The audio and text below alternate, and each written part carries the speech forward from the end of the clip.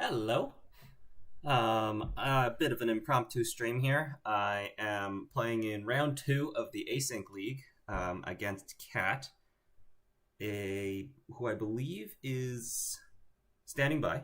So I'm going to send them a message right away here for us to play. For those who may recall, the Async League is something I'm playing in. It's happening once a week, and I'm going to try to stream all my games. Um, and yeah, I'm going to try to play a different deck every week. So this week I'm kind of focusing on basics and fundamentals. I've been starting to coach as my last. I kind of mentioned that in my last stream, and that's been going really well. I did say that I'd be posting some of those. I've been trying to just getting into the flow of things, and I think there's going to be a little bit of teething just because I'm trying to understand what people are looking for, what kind of format they want to do, how in depth they want me to talk about things. Maybe they want me to talk about something that I'm not, or I'm talking about something that they don't need me to talk about. So I think after I get through the first couple sessions with people, I can post some of the ones where we're kind of gotten a lot more into the flow of things, and it'll probably just be a little easier to watch. So yeah, that's what's been going on, and the best way to learn basic Netrunner principles is by playing reg decks. So that's what I'm going to do today, and hopefully I can showcase how they work.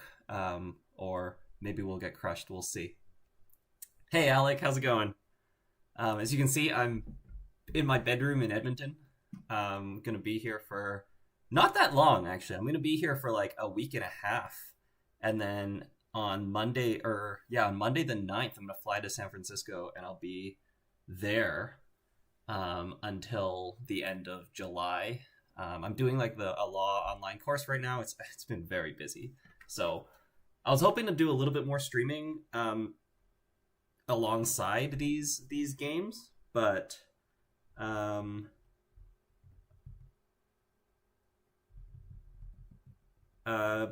yeah, I think today I'm just gonna have to play the two games, and then there's a ton of readings I need to do.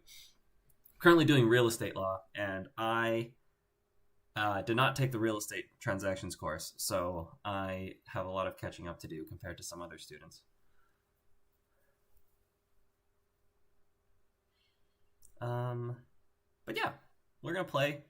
I'm gonna be playing some BTL, just reg BTL. I guess I can go through the decks actually. So let me do that. So this is the corp deck. It's like a reg install ice score agendas type of deck. BTL is just going to help us do that with advancement tokens on agendas and ice giving us money back. Anthill is going to be really good at just getting in the remote, getting money, getting out, and then Charlotte being a one of. We'll see if we find it. There's two measured responses just to keep the runner on their toes. I got the two basalt spires to support that, and then Tucana I imagine will trigger quite a bit if I can get that stuck in a remote with a bunch of green mails and stuff scoring. Yeah, we're gonna start with that. Guess I should make the game here. Async League for Cat, and I'll just corp just because I talked about the corp first. Okay. Oh, I'll get my deck list. There it is. And I'll full screen.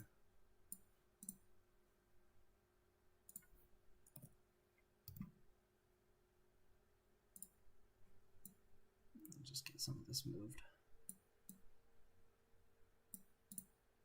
There we go. Perfect. Yeah. So, yeah, we're going to jump right into things.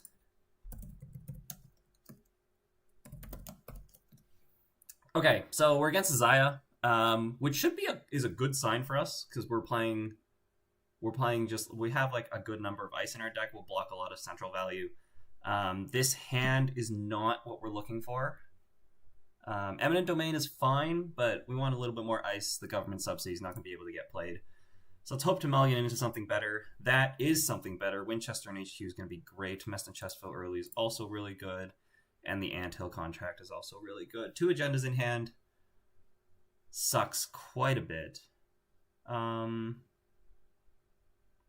So we can take a risk by just going Anthill, Mest and Chesvo, and Winchester, but I'm gonna just play a little safe.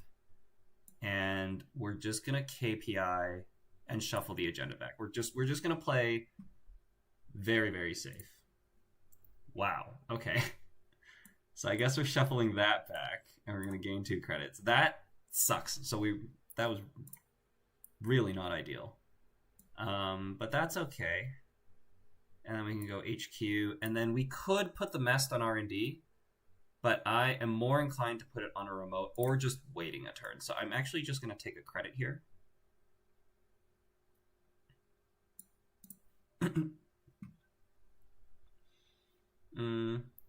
We want to keep the ice because we want to get the Anthill rolling. If we can get the Anthill rolling protected by ice, we'll draw into more ice for R&D. So we'd rather do that than what else we have going on. Control, how do I zoom in? There we go. Which means I'm going to have to change some of this.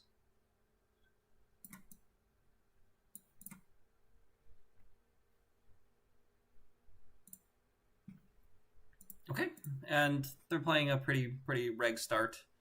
Nuka, click Nuka, Penny Shaver, run R&D. Nothing too surprising. They saw the measured response, so that's really good that they saw that. Just because like we're in a state we're a little bit behind, we're not doing very well, so we actually want them to be a little bit scared of the cards that we have, and hopefully slow down a little bit to give us time to set up our board.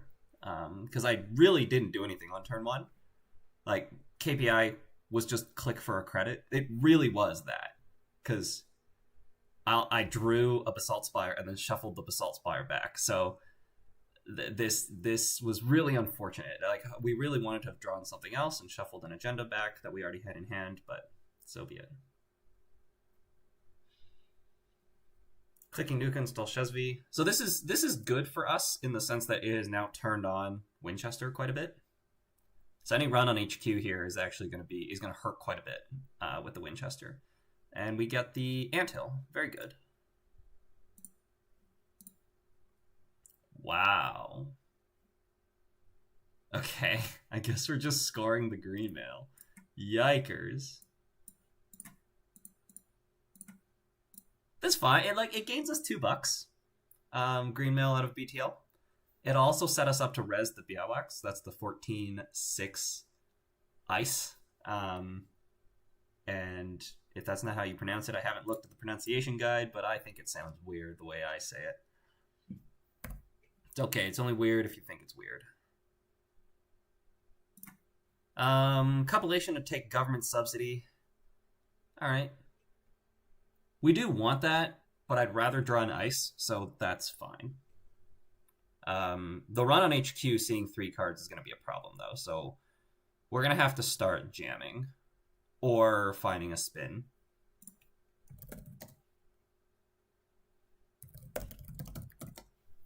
They want to undo the Zaya trigger. That means that they might run HQ, which means we could just lose the game here. But they don't have a way of getting into HQ. Oh. Okay, well, this might be a short game. Don't do it. Oh god. Okay, hit the measured response, so we're fine.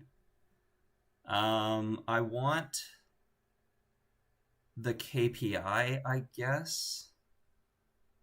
Yikers. Okay. If we draw another measured response, we win the game. Gov sub is just going to be more money. We probably want Gov sub. And we just want to score our agendas. Like Gov sub, install agenda, ice R&D is fine, right? Yeah, we'll take the risk.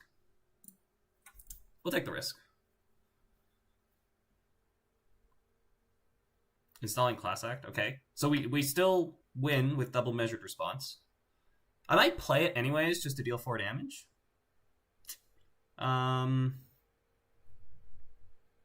We could also install agenda govsub ice R&D.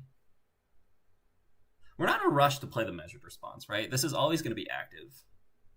They only have to make a successful run.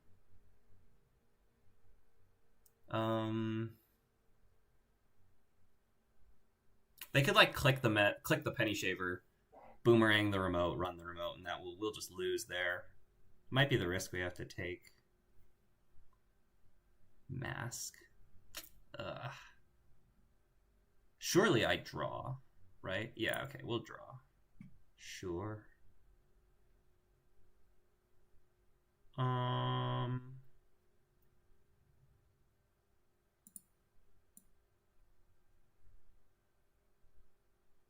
right.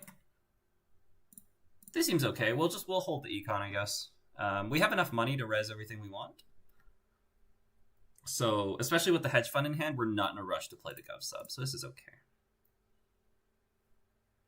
We do want to block the archives value. They play maintenance access, which is another reason to ice archives, along with the clean getaway. The penny shaver could be on buy bands.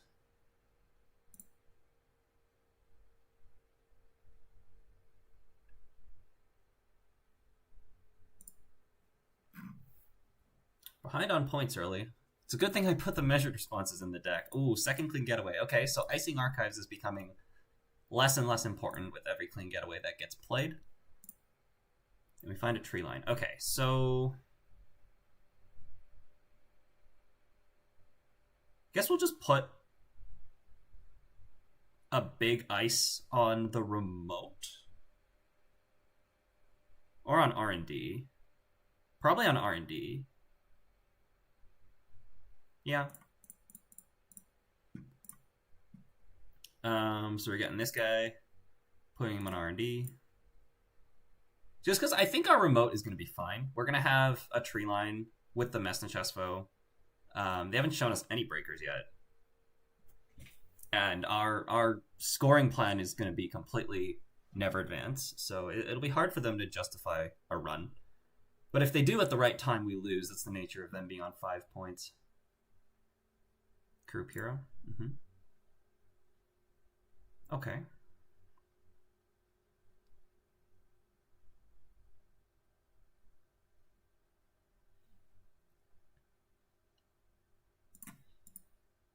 We gotta go for it. There is 2 ice there. They only have a Group hero, which is a barrier breaker. And hitting, like, they know that we have sentries in our deck, like this guy, so we're gonna have to... Our opponent's going to have to play pretty safe. Because they could get their barrier breaker trashed, and that could be the end of the game and get locked out. So we should be... Oh, no. Okay. Okay. We almost lost. If they boomerang the inside ice and come through, we lost. Now, this says loses $3. I think we are still going to res the tree line. Just because it uses the boomerang. And we have a ton of money. Yeah. They're going to boomerang it, right? They could pay with Kurapira, and that would be the correct line. But this Messna Chesfo is going to eat a bunch of money and end the run. Really, really good for us. Boomerang the other ice, and we lost there. Oh, okay. Everything's okay.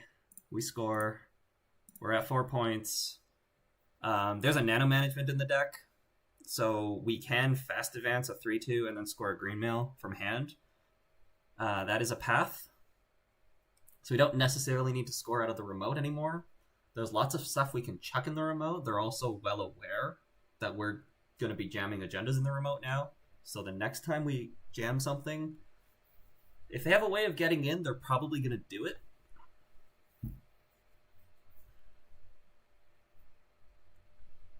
Oh, the one reason they might boomerang the outermost ice, though, is because they've seen the Biawak, and we have a green mail scored. So like the beauty about this ice is that it can be on the innermost ice because it ends the run. Oh no. But usually people think of sentries as going on outer positions. So this is really bad for them. They have 4 credits and 2 on the Shesvi, though. So if they want to keep their Kurapira, they're going to have to pay. And I think that's okay. I don't want to pay here, because I want to play this hedge fund next turn, and advance the Mest, play hedge fund is good. Advance the Mest, advance the tree line, play hedge fund is also good, so I could tax them an extra $1. I think I might as well.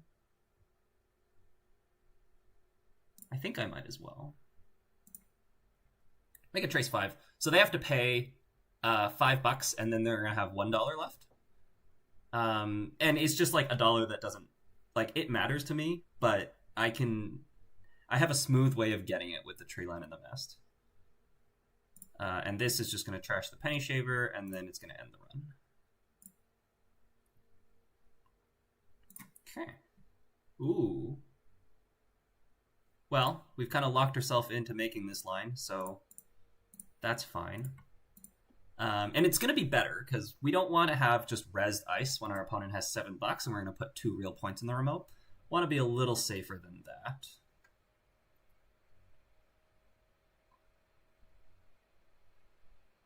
So we're going to want to put another ice up top.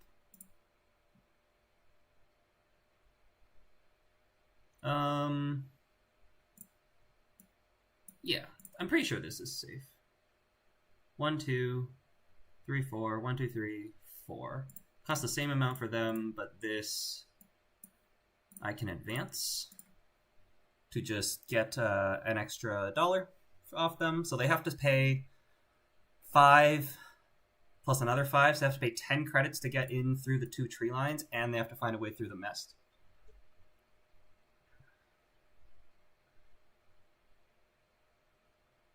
You're going to see a run on R&D. It's probably the math that's happening right now. 2, 4, 5, 6, 7 credits cost all their money, and then they're going to bounce off the mask if they make that run. Hopefully there's a resource in their hand that they're going to install that I can trash that will be more impactful than trashing this class act. Nice. Very nice. Okay. Very, very nice. And we're not going to be clicking that this turn either. Ooh. Now we have choices.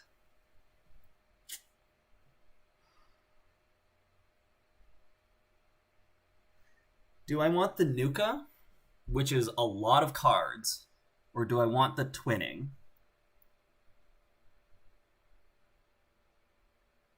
It's probably the Nuka. The twinning has ability to be charged off the Shesvi, but we've already played all the clean getaways, so there's no random run on archives, boost a breaker, right? We haven't seen buy bans, and the Nuka is going to help them get into the remote, whereas the twinning is not. And they only have 3 credits, so basically the next time we draw an agenda, we jam it in the remote, and we should be able to score it out if it's next turn, because they only have $3, play 2 of the gambles, and like their tempo is just going to be shot, right? So we are going to go for that. If we think the game is going to go really long, and it's going to come down to a little bit more of a grind, then we would get rid of the twinning, because multiplying central accesses is going to be important in like a grindy situation. But here we're just winning on tempo right now. And they're also like, this was the other thing that it was in my mind that I didn't say, was that if they have another maintenance access, they're probably going to play it. And on this turn, that's not is not going to get them an agenda here. And there shouldn't be an agenda in HQ for the rest of the game, unless we find the one other copy of Basalt Spire. Nice.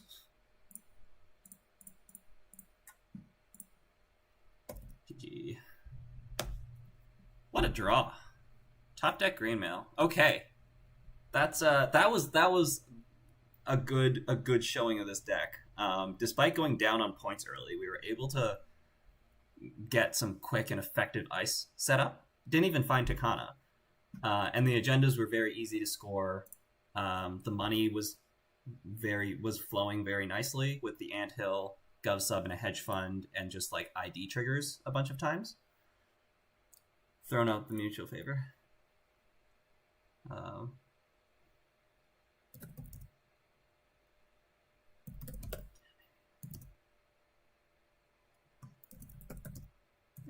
There wasn't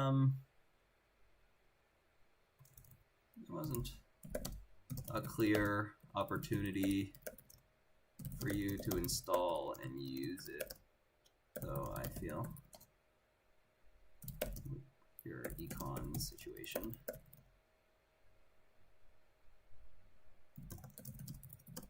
The ice I got up was expensive eventually. You could have won on the cup access.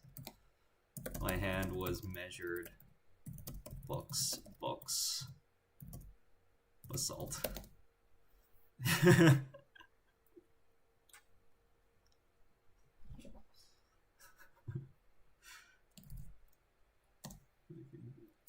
I'll make game 2. Okay. Alright, let's get into game 2.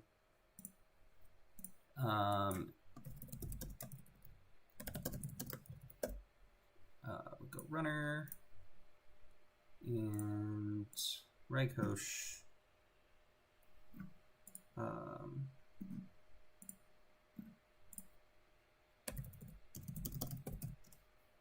Okay, and I just need to change my deck listing over. I'm going to catch up on chat now.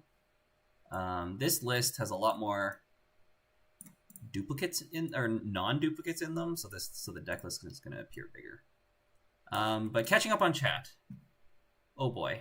I need to open my chat app, which I didn't open, so I'm gonna have missed some chats. Yeah, sorry y'all. I forgot to open my chat app, so I'm gonna be missing some chats, but I do have chats from the last 10 minutes or so. The Winchester was rough, yes. Do you not pay because the Fractor is the most important breaker? Well, I could have paid into the Winchester trace to trash the Kurapira, but I just felt like it wasn't like I was just winning on tempo and credits at that time. Because if I pay into trashing the Kurapira, I would have gone below $3, and it would have been a little uncomfortable. Like it wouldn't have been perfectly smooth playing the hedge fund as it was. And I only had like what? I had a tree line in the remote, a tree line in hand, and I guess the Massacre of Crown R&D. So it very well could have been a lock if I trashed the Kurapira, but you also never know. Just because it's closed deck lists, like most Crims only play one of each breaker, but some people will play 2. And I was winning on the board on tempo just by taxing their credits on that first trace and trashing the Penny Shaver as a result of them spending money on the trace. So I can see the win from the position we were at, and locking them out on barriers is only a win if they don't have another barrier breaker. But I don't know. It's close. Yeah. We lose to TOW this turn. Oh, transfer of wealth. I don't remember what turn that was, but I believe that. What is thinking on Colossus over Hammer? Oh, Colossus just scales. Also, what up, Alex? Yeah, Colossus just scales in BTL. It's not a... I don't know. It like Hammer also has a lot of benefits as well. Has an extra subroutine for the Bankar, is good into some other like Audrey matchups and stuff, and but the Colossus scales against Echelon. It's probably very close. You can play the other one.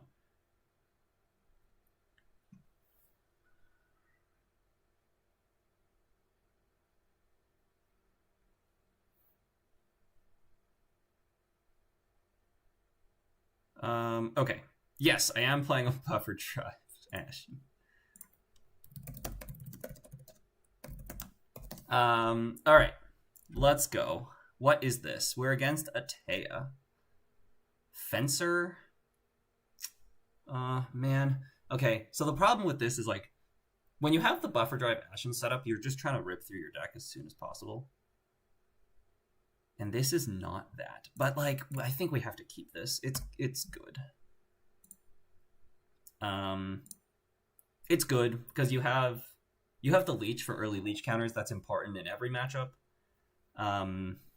The Fencer is not for this matchup, but it will probably still be quite good. And then,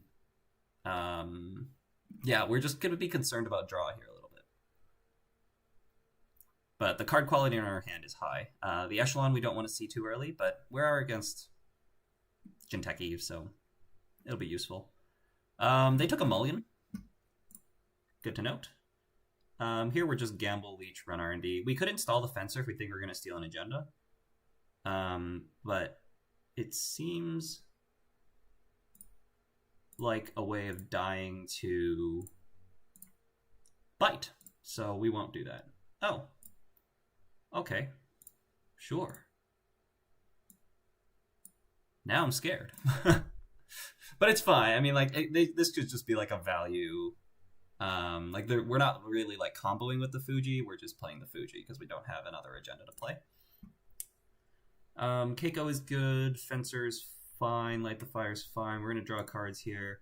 Poking at R&D again is probably good with the leech counter. Ooh. We can also just install our cards, though. And I think I'm going to prefer to install our cards. And just flip back. No,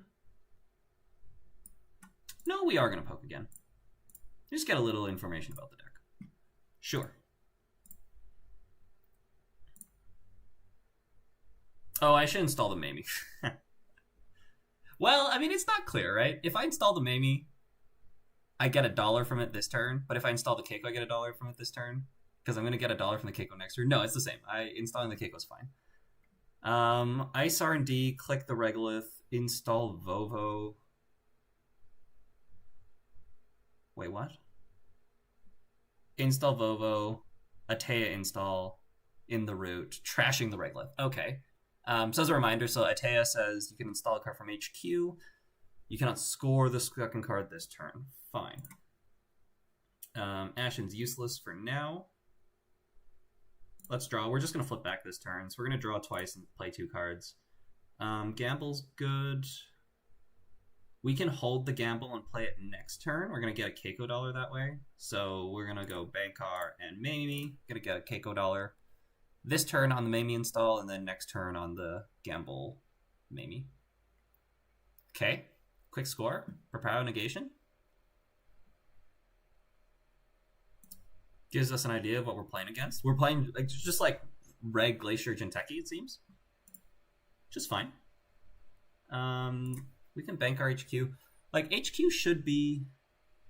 Okay, so it's kind of weird that we moved the Vovo onto R&D, right? Like, we mulliganed it early into an ice on HQ. So there's stuff in HQ that they didn't want us to access. Either that's things to trash or agendas to steal.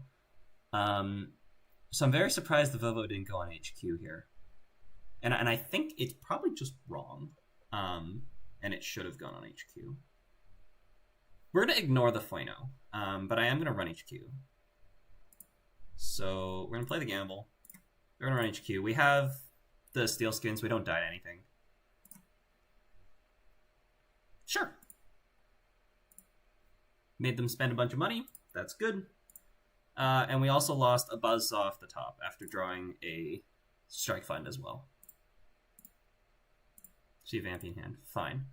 We saw the Semac, so the Semac, it could very well be an R&D. Something to note. And we're just going to draw more Strike Funds. That's fine, and the Nuka is excellent.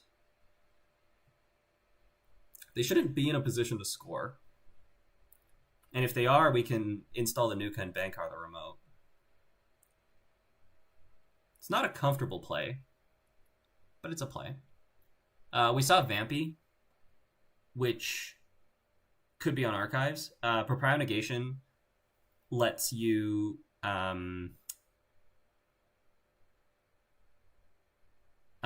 you have to approach the ice. So now that there's an ice there, they can res it on us on any run. So that'll be good to note.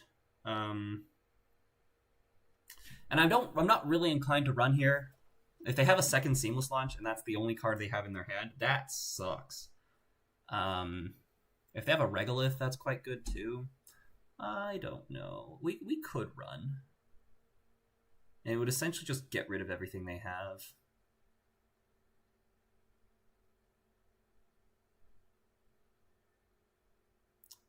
Huh. We can install Nuka and run the remote. It's not bad. I think we do it. Why not, right? We die to Saisentan if they hit a Strike Fund and then hit something else and then hit the Strike Fund, hit something else, and then we die? I probably just chill, though. We can probably just chill. Yeah, we probably just chill and install our stuff. But the problem, like, it's tempting because our hand sucks. Or, like, our hand is just cards that we don't want. I think we're going to do it. What could this be? Yeah, we're going to do this. This is really weird. Oh, it is Saisentan. Okay. Let's see. They trashed Bankar. Wait. They trashed Bankar, and then they trashed Strike Fund. Okay, so we're fine. Wait, are we fine? Oh, we're not. But the Saisentan Extranet hit the Strike Fund, so we're good. We're lucky. We can still die to Fuji here, but like they shouldn't be installing a Fuji in the remote here, so we're still going to access. Anthill, great. And we'll trash the Vovo. What were the odds we die there? I should have probably thought about that a little more. It's actually kind of high, because if they hit... No, it was fine. It was fine. And we can just install Rising Tide. Oh, we could play the price, actually. Yeah. Just because it gets us a Keiko Mamie trigger. Taka, Rising Tide, Twinning. Let's get the Twinning. Or Taka. We'll get the Twinning. Right, we already have a Rising Tide in our hands. We don't need the second one.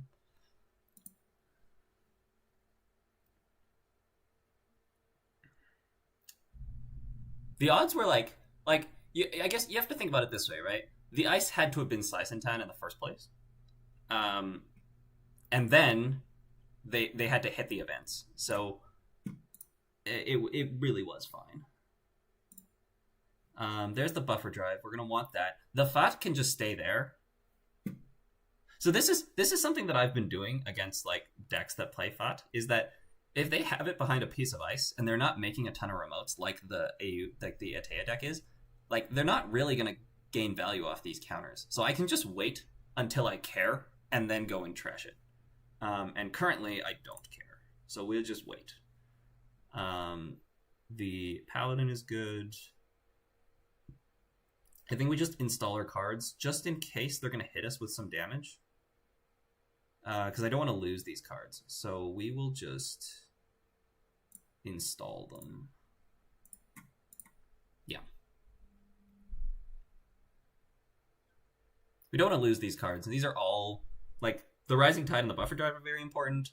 The Paladin is not as important as the other two, but we still really want it. So we'll just get it on the board.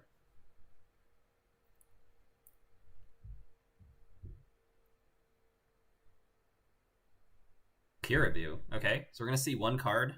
We're going to see the Maverus, and then they're going to install either the Maverus or the other card into what looks like a new remote. Which is important to note because we have Leech, so we're going to be losing those Leech counters if they're willing to pay $3, or if I run server 3, which I'm not going to.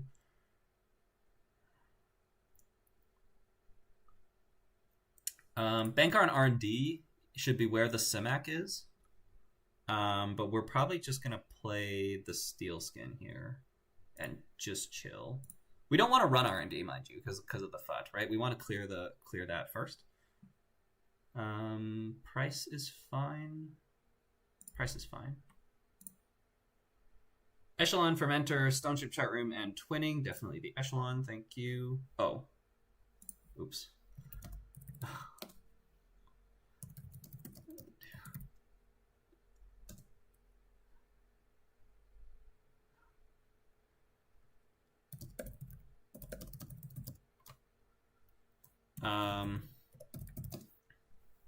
That's a rookie mistake. Yeah. Okay, we need to bottom a card. That's what we're doing.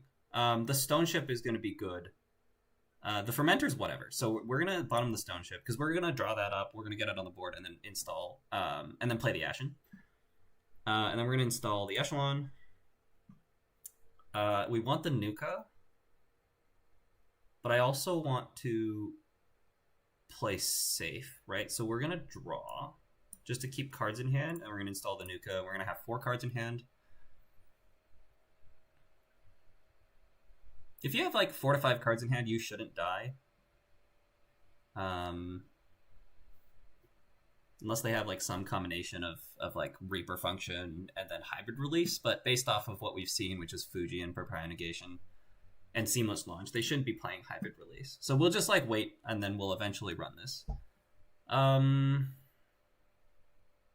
we could Bankar the remote here, but we'd rather get our breaker down first. And there's still a Buzzsaw left in the deck, so we're gonna put the Bankar on server 1 anyways. There's another Buzzsaw left in the deck in the bottom 6 because we've been buffer driving. I could Raindrops it now.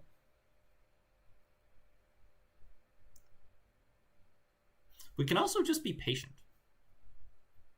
And I think I'm favoring being patient. So we could Boomerang the ice. We could install the leech. We can do both. The card in the new remote could be an agenda, but like it shouldn't be. So we're just gonna leave it, I'm pretty sure. If they score, it'll be really awkward for us.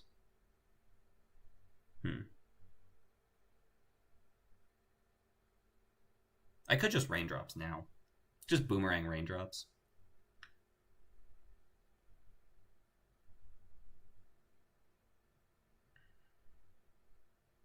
And then the Vampy on Archives would trigger. No, we need to install our Buzzsaw. We could Raindrops the remote, like server 3, thinking. We could Raindrops server 3 and just get the money and just liquidate a Raindrops. We might want that money. I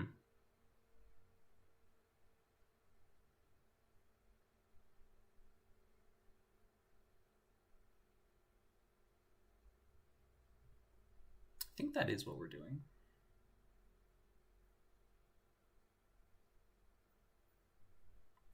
I can just pre-install the Boomerang.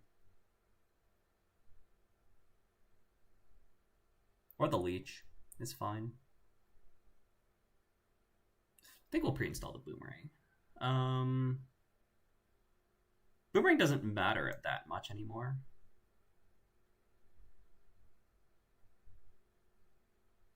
Yeah, we'll just do this. We're gonna Raindrops here. They could Proprio Negation us to Archives. We're just gonna check out, and then we're gonna install this Boomerang onto this, and then take $1.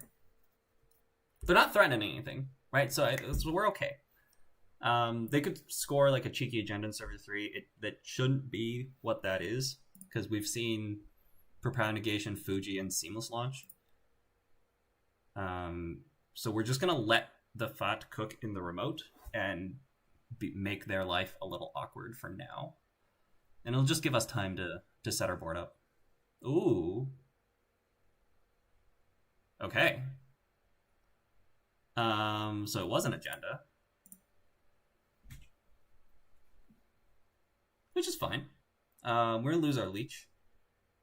We're gonna bottom the raindrops, I guess.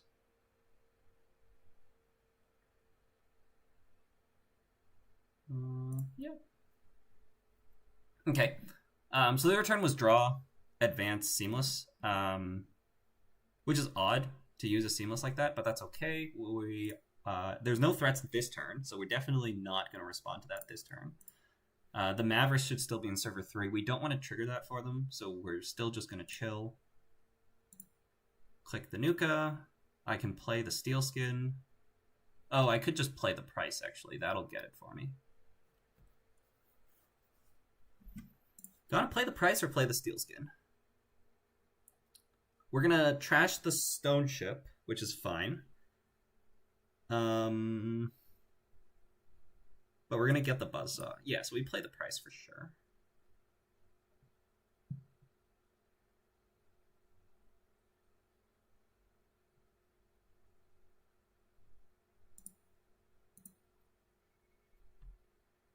Right, yeah, and the Azimuth and the Boomerang we don't care about, so we're just going to install this. Oh my god.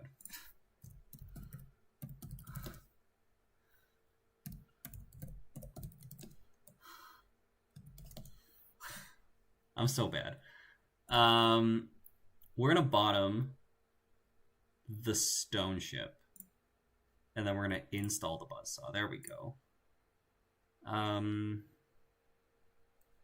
we can just pop the buffer drive, draw the Ashen, and play the Ashen. Do we want to do that? No, I think is the answer. So we'll just chill. The Stone Ship's on the bottom of the deck. We do want that. We could just play it, actually. I could just play the Ashen here. We probably can.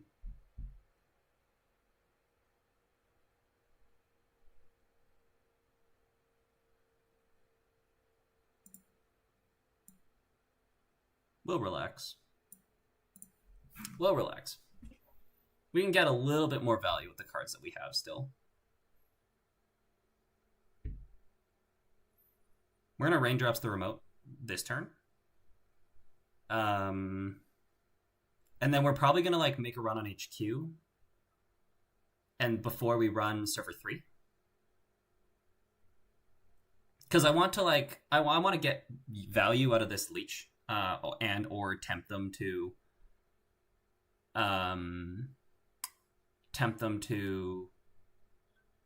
purge my leech. Ooh, okay. Probably still run HQ. We're gonna bank our server 1, and we'll go ahead and raindrops it. We're safe from everything. We have 17 bucks, so let's go.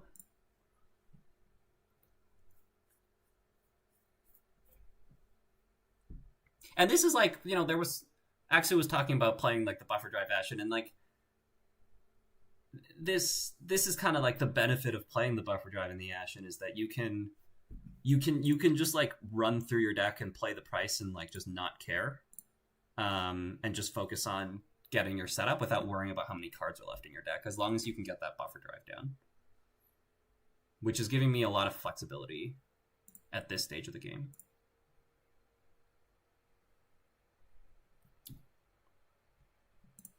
So this will break.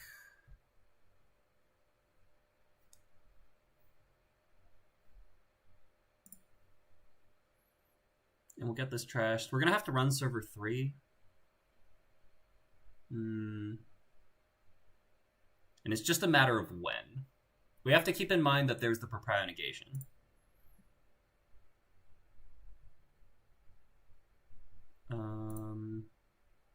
Do I want the Boomerang? I do, because of the Steel Skin, I guess. And I want to run HQ first. I really want to run HQ. It could be run HQ, run the remote. And then are we at risk of dying? I think we're okay.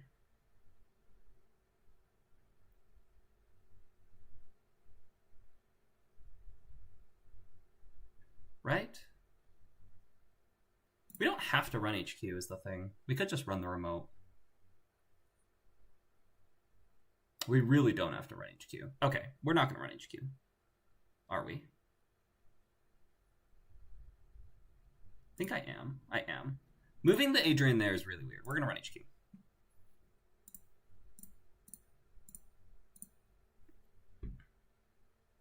They could pay $3 in purchase, which is just going to trade $3 each, which should be okay because we have enough money to go into the remote after. I'm pretty sure we're bidding 0. Don't really care what they're doing.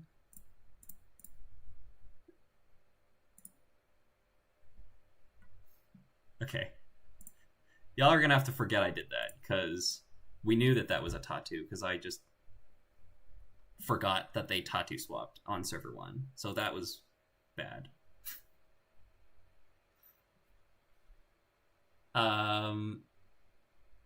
Yeah, their play made it seem like there was something in HQ that we cared about.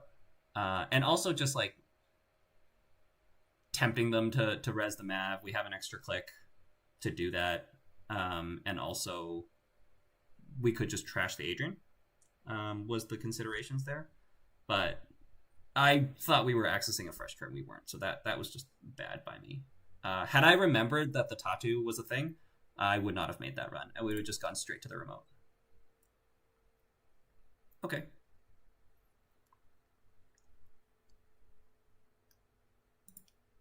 And the Mav, so that's unfortunate. We can see 3 out of R&D.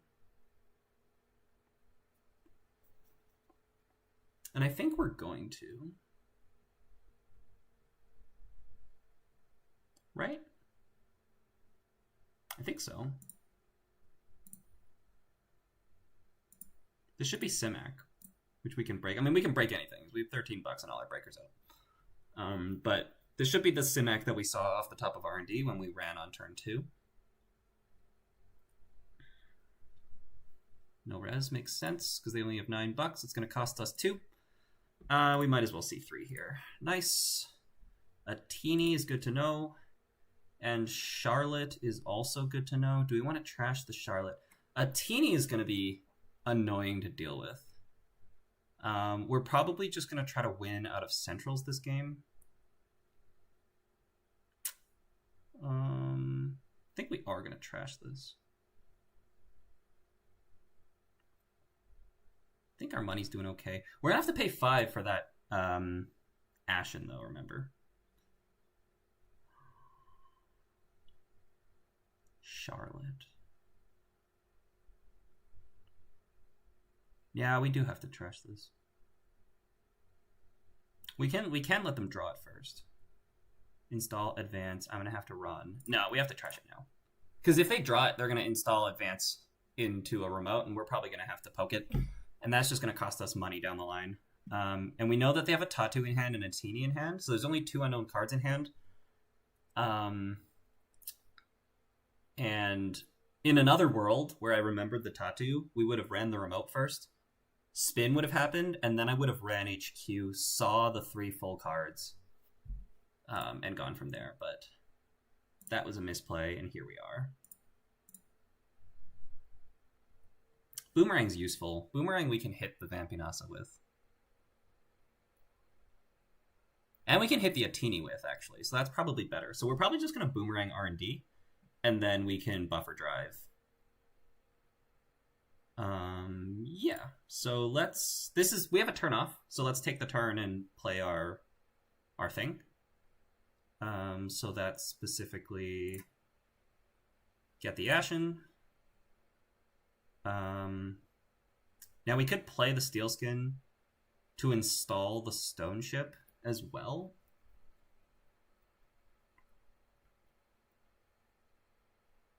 Is that necessary? We're essentially spending a credit and a click installing a Stone Ship. Could also install the Hannah, but the Hannah's probably not necessary here.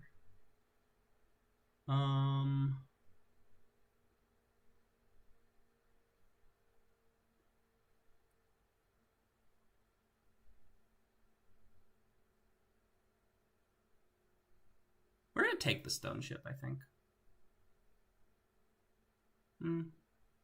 No, we're not. No, we're not. We're not taking the stone ship. Oh wait, the stone ship's in the bin. No, we bought him the stone ship. No. I'm remembering correctly. Okay, so we go draw. We install the boomerang on the Atini that they just installed, and then we're gonna play the Ashen. We removed Keiko Strike Fund, Steelskin, Gamble Fermenter. Okay.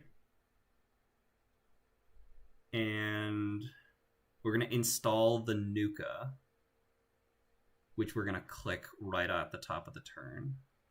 That seems fine.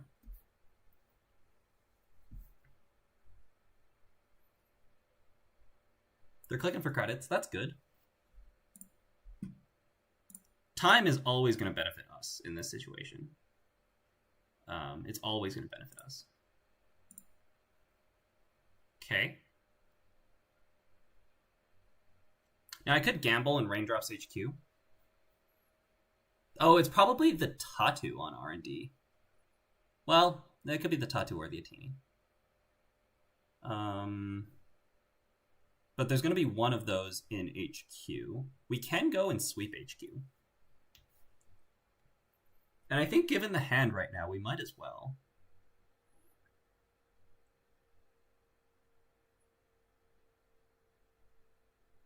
Right? I think so. Is there snares in this deck? I don't think so.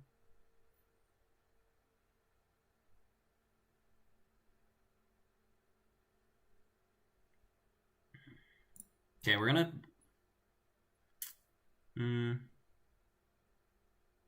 Do we chill? That's the question.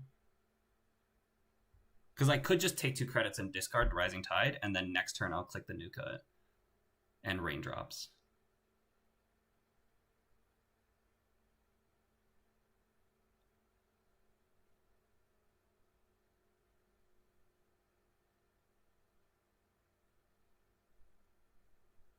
Yeah, we'll run next turn.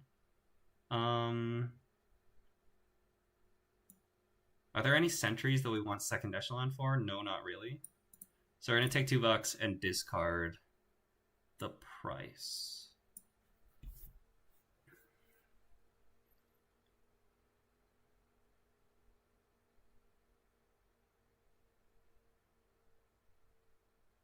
More cards coming into HQ is good. Really? Okay. Okay. We're probably going to go check what that card is. I could go Nuka Raindrops first. Ooh, okay. So never mind. We're just going to be running remotes this turn.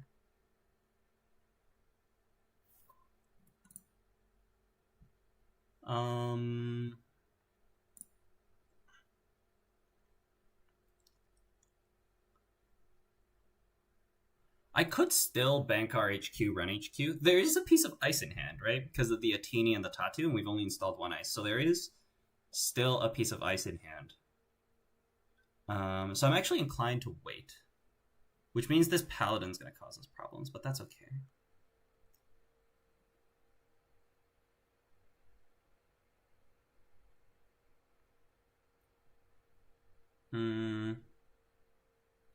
Okay, so we'll go bank our server 3, and we're just gonna run server 3. We're just gonna check the 2 cards and do nothing else this turn.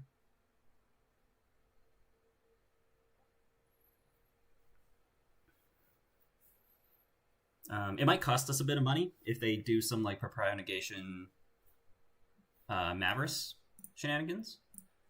This is a code gate, so we're gonna have to match strength and break. That sucks.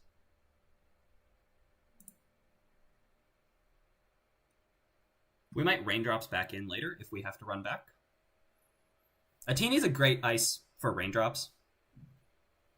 It's just 3 net damage, and that's fine. I think I will... Ooh, okay, so if we trash the Charlotte, can we get taxed out on server 1? I don't think so. I don't think so.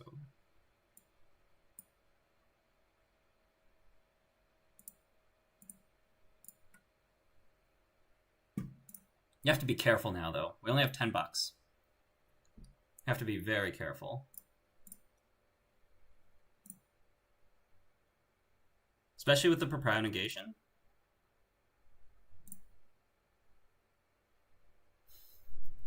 Very good. That makes a lot of sense.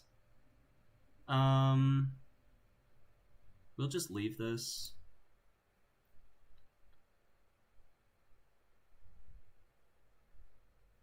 Now the question is, do I sweep HQ now? I think we don't, and we just wait. This paladin's gonna fire, which sucks. I could install the echelon, which will just gain me $1 off the Keiko. I guess so. Sure.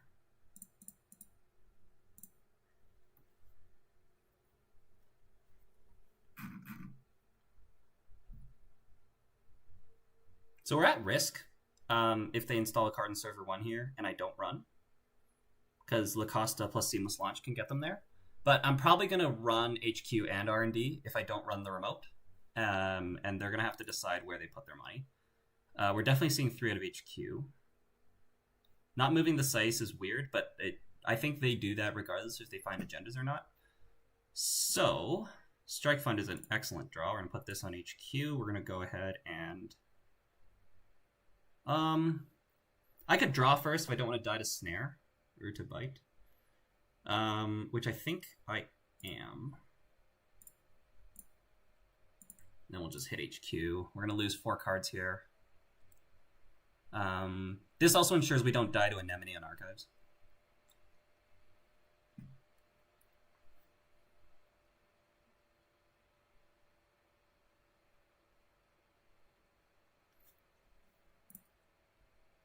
This can fire.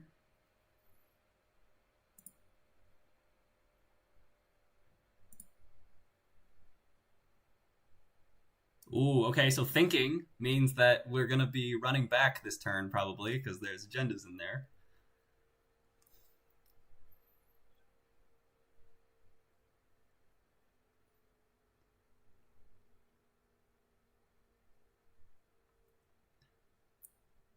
Okay, let's see it. Sysentan, Fly Swatter, Tatu. Unfortunate. Sysentan, Fly Swatter, Tatu. Okay, so I don't need to remember all of that ice. I just need to note that I don't care about any of them.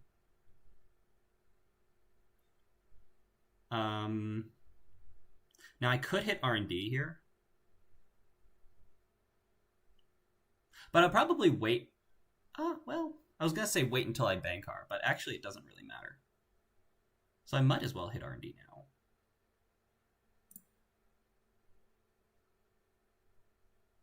Yeah, what is that? It's Skunkworks? Skunkworks would suck. Could be second Adrian. I guess we'll wait.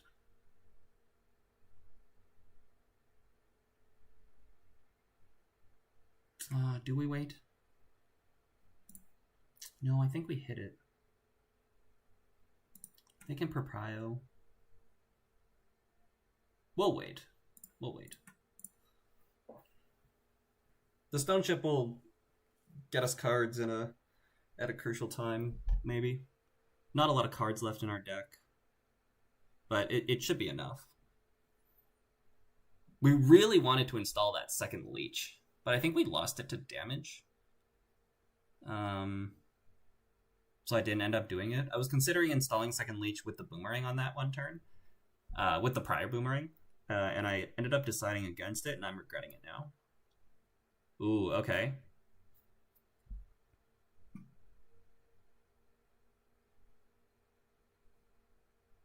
Right, okay. So we've basically cycled 2 cards out of HQ now. So there should probably be an agenda in HQ now, if there wasn't before. I think Bankar is always going back on HQ, just because it gets me a Leech counter. And I think this is the turn where we go HQ and then go R&D. Like, it just sucks to be running through a rezzed Vampy over and over again. But it is our way of getting Leech counters. So I think this turn is run HQ. Hit with the raindrops. We'll hit the stone ship afterwards, and then we'll run R&D. And I should have the money to do that, so we're going to go ahead and do it. So we'll go like this, and we'll lose 4 cards, and then we'll stone ship. And we're losing 4 cards because we want the leech counters.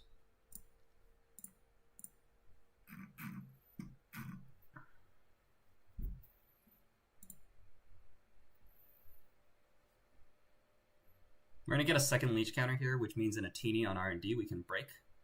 I'm going to res the Vampy, which means I can break it. We can also just let them draw.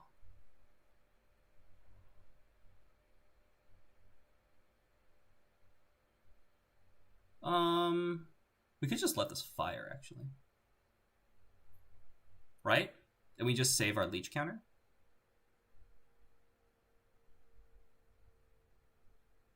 Yeah. Go ahead.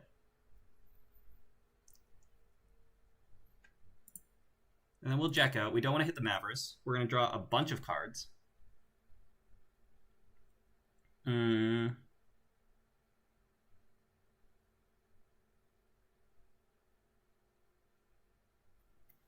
Okay. And we have 3 clicks to make runs, essentially. How are we doing it? Well, we're definitely going our HQ first, because we're going to spend our leech counter and then spend our buzzsaw. So let's start with that.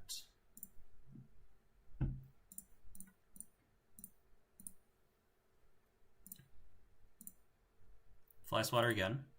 A teeny. Seamless launch. Okay. And now we're not going to be running HQ again, this turn at least, because that is now a waste, because we've seen 3 out of 7 cards.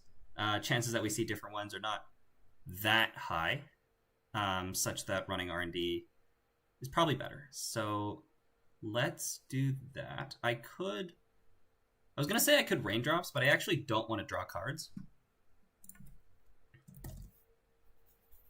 They don't have a ton of money.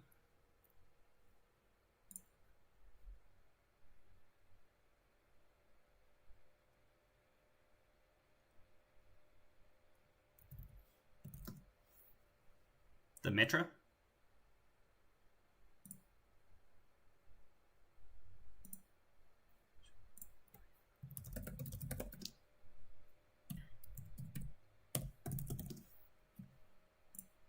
So I run, and they have to do it now? Yeah, sure. Okay, so they're going to gain $3. I'm set up, so Mitra's not going to matter here. But they're going to put something annoying there, like the Atini.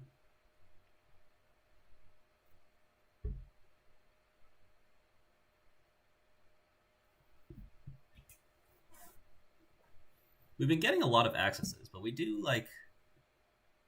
We're not in as dominant of a position as I would like. Just because we are kind of running out on money. Not getting the second leech down has hurt us quite a bit, and the second leech currently is still in the deck. Oh, they were waiting for me. Oops. And the rest of our cards don't give us money. We've removed a gamble from the game. We've played one. There's one gamble left in the deck, so that's good. And they're going to put a tattoo up. That's annoying. But we have to break it and go through, so we might as well. They're going to swap in probably the Atini. And then this ice. Always a no-res. Okay, that's a big deal. And here it doesn't really matter. Like, we're always going to have to deal with this Adrian, but if we play a side game and not have to deal with it, then maybe we don't have to deal with it. I think they're going to bid 1, because I bid 0 right away last time, so we're going to bid 1. And we're going to see 3 cards. Well, I don't care about this one. Don't care about that one either. Wow. Really? That's crazy. Okay, well, we don't care about the Mitra. We're not going to pay 3. It's okay. Wow.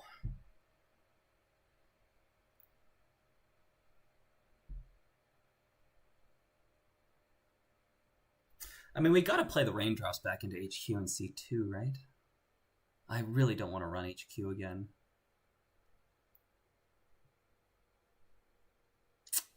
Wow. The Taka's fine.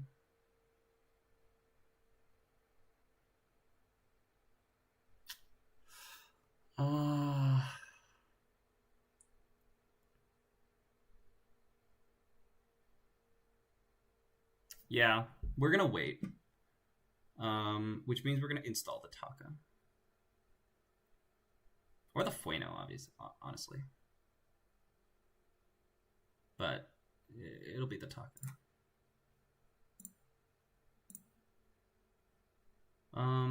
Okay, Azmat we're not gonna be using. Bankar and Fueno. The rest of this we can keep. Steelskin is fine.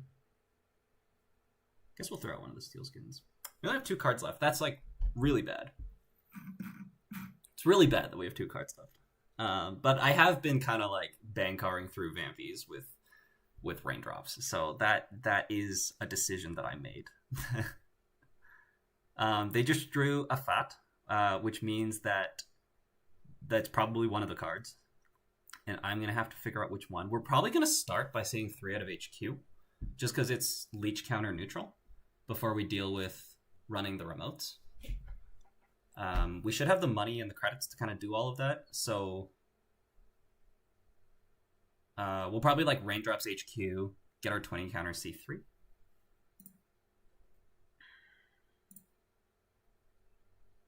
Gamble's good. We're just going to hold on to this until we need to play it, because the Mamie's just going to keep building up. Bankar we can put nowhere.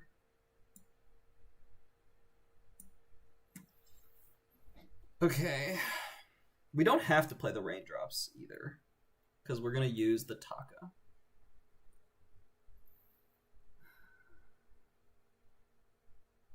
But we probably want to use the raindrops. Because, okay, so the goal this turn is we're going to see 3 cards out of HQ. And then we're going to run server 3. Right? Server 3 is probably the FUD. But I have to see both. Just because I can, and I can see all the cards and still do a Hail Mary C3 out of R&D with the gamble available. And we don't want to play the gamble because we're not going to have the clicks if we have to deal with an Adrian. So I believe it's run HQ, click 1. It's just whether we play the raindrops. I think we might as well.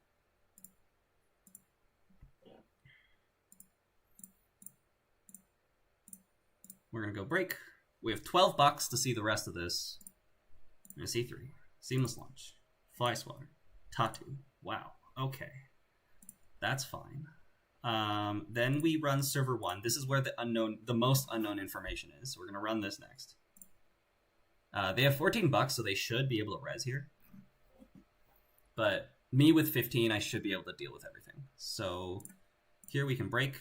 And again, they're playing like, they only have 4 points, and they're playing like a seamless launch, have the agenda on the board deck.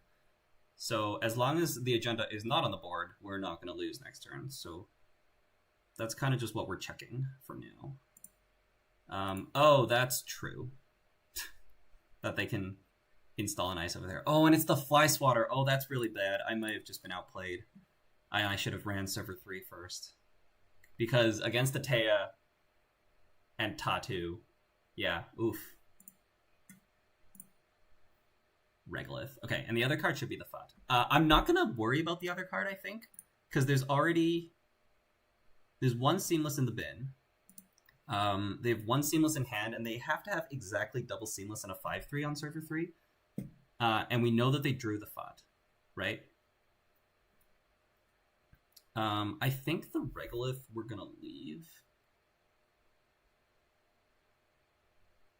Yeah.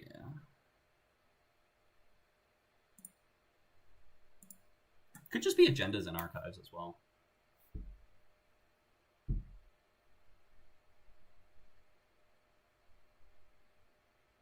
Did they put a 5/3 in server 3 and they're going to double Seamless?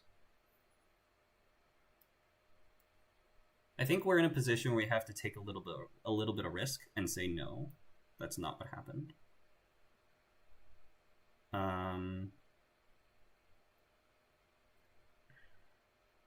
Which means we're just gonna click for credits. Could lose here.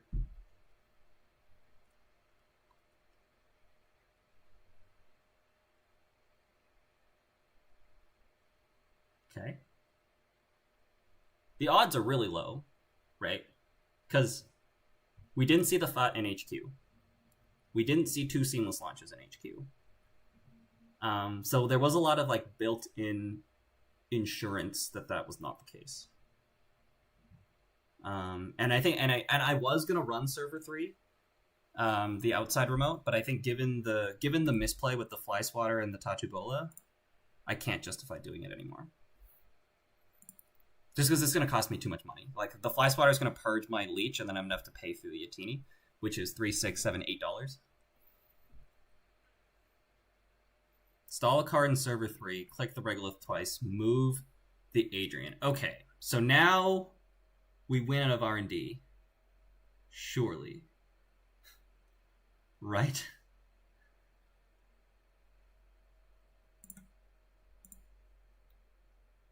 We could install second leech. It's going to be a teeny on R&D. So the turn order could be run R&D, run archives. Just because we know we're going to get purged with the fly swatter, so we might as well run archives first, spend a leech counter on the Vampy, get purged by the Mav, check archives, and then check the remote. And we only have the clicks for all that if we don't play the gamble, assuming we're going to lose the Adrian side game. We might have to eat some teeny net damage as well. But also, it very well just could be the FUT, because that's what they drew. So if I want to play totally safe, we could go and sweep HQ. But we don't have the means of doing that, because our twinning is not there. We'll go no server.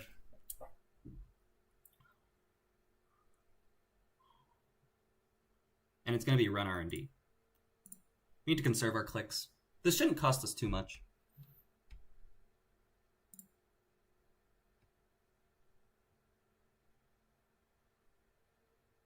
It is the Mitra on top of R&D. So maybe this is a bad run, actually. But we see 2. So... And I like the leech counter situation. So we're just going to eke out a little bit of credit value. But it does kind of go against what I've been saying about, like, check the remote and that kind of stuff. But they drew a bunch of stuff to shove into remotes, so I think this is what we got to do. This is the Mitra. We are going to leave it. It's a peer review. Sure. Okay, so then we're going to run archives, and then we're going to run server 3.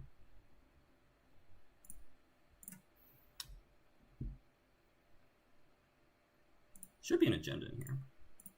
Maybe? I might have to gamble and then run server 3 and then bet on the Adrian side game. Nothing. Okay. Okay. So... Also, mind you, that it's still the same situation with the double seamless. So running server 3 is, like, most likely unnecessary.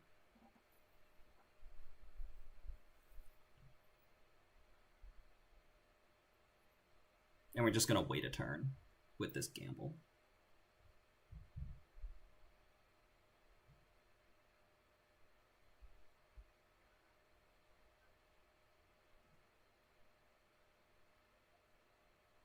Yeah, I think so. They had to have drawn their seamless launch. No, I don't believe them. Yeah, I don't believe them. Go ahead. It needs to be double seamless. And I can't, like, if I make this run, I basically have to win. If I make the run has to win me the game, which means that has to be an agenda. I think the chance of it not being an agenda is higher. So I'm going to wait. Looks like we're good.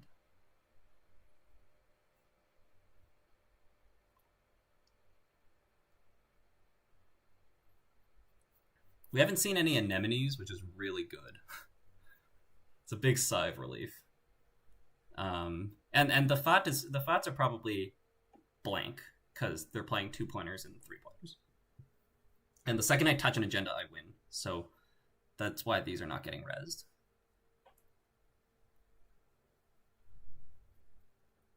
Also, I do have like my chat app like open but minimized now, so I will be able to go back through chat and respond to comments after the game.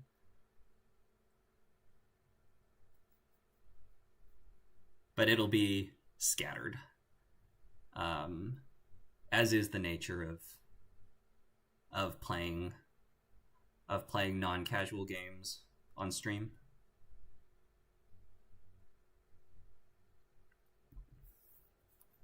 They could install the Mitra, just like a thing to throw in the remote, and then overwriting the card that's there. That might be what they just did.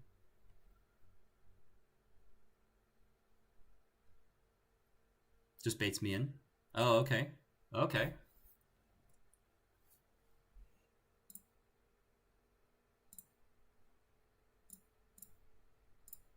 Right.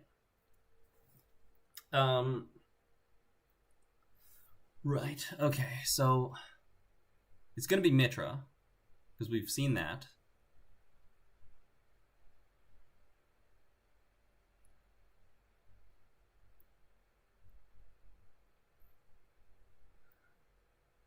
Okay, so the first math that I'm kind of doing is what happens when we run. Just because this is kind of like what they've set us up to do. So I'm just very quickly thinking over what happens if I run.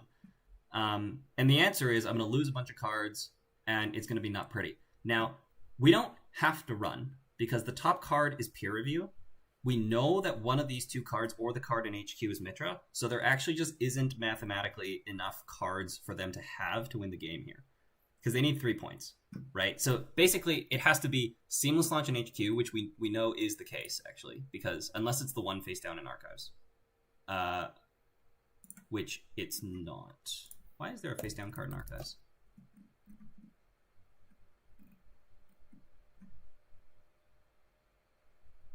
Oh, the face down card in Archives is the FUT that was overinstalled. So we know that the seamless launch is in HQ. And we know that one of the cards in Server 3 is Mitra, which means that the other card has to be exactly the 4-3. The heck is that? The heck is that agenda called? But there's a 4-3 neutral agenda that costs 1 influence. So it basically has to be that. And all we've seen is Fuji. They very well could be playing that. 2, 4, 6. They very well could be playing that. So that's a tough call. It's a very tough call.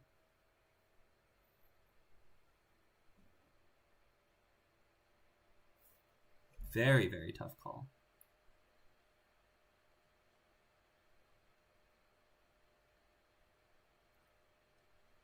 Another play I can make is we can run HQ, pay 4 to break with Buzzsaw, preventing the I guess we'll take the net.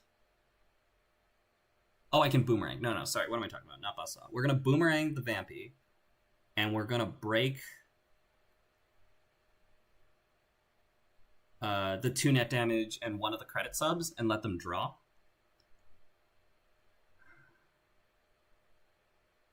And then we can play Gamble and run the remote. That is a line. We can also play Gamble first.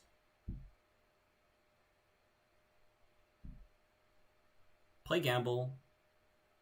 Boomerang. No time for the boomerang, hey?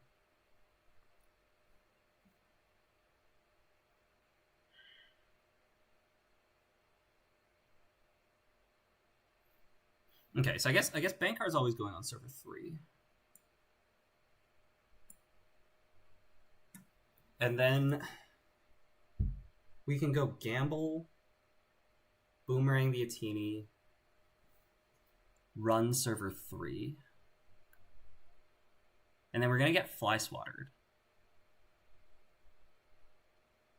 Oh, no, they just don't res the fly swatter. So, no. So we have to run HQ first. So it's boomerang HQ, run HQ. Yeah. And then it's probably gamble, run R&D.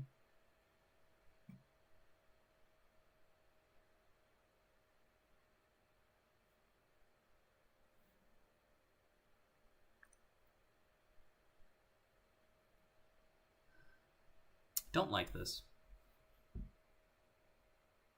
Vulnerability audits the card. They could be on that. If we go boomerang, run, gamble. Cost me $4. I can spend a click and save 4 credits. I think I don't. Just to not give them that info.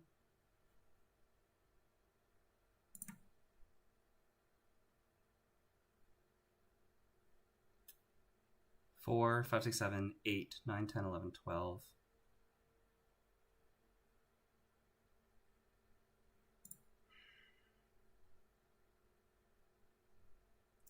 No, I basically have to win the Adrian side game. Okay, so we're doing this.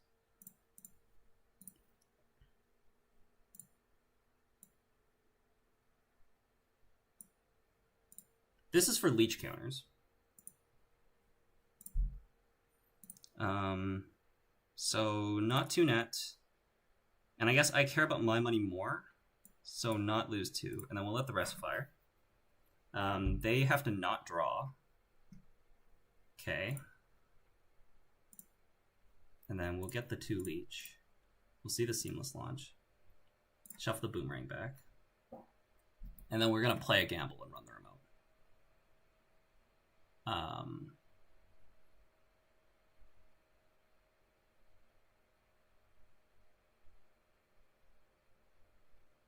Because we know the top card's peer review.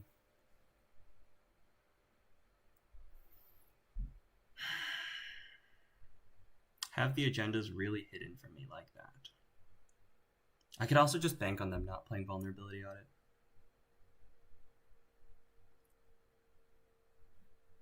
But I think gamble, run the remote is like a might as well. Like this, we might as well do because we're just like we're gonna play the gamble because of the Mamie, right? They're gonna Mitra and ice. That's fine. And then we're gonna have to deal with some ice. Okay.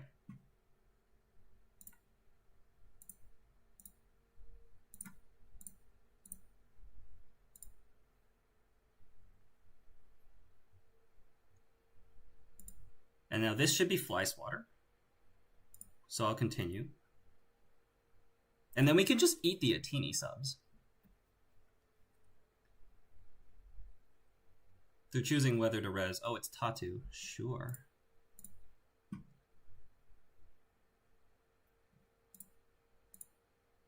Okay. Do I want to pay $3, $6, $7, $8, or do I want to just eat the subs? We are going to have the boomerang in hand so we don't die to a Mav. I think we just let this fire. Oh, the fly swatters. Wait, where's the fly swatter?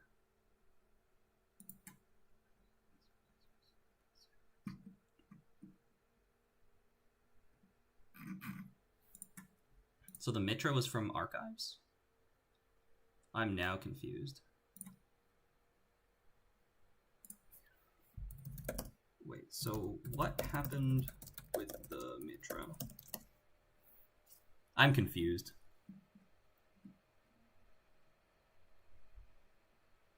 Oh. Oh, just gain 3.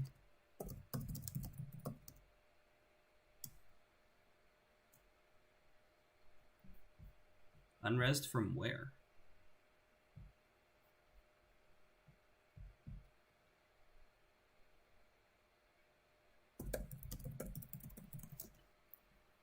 from archives?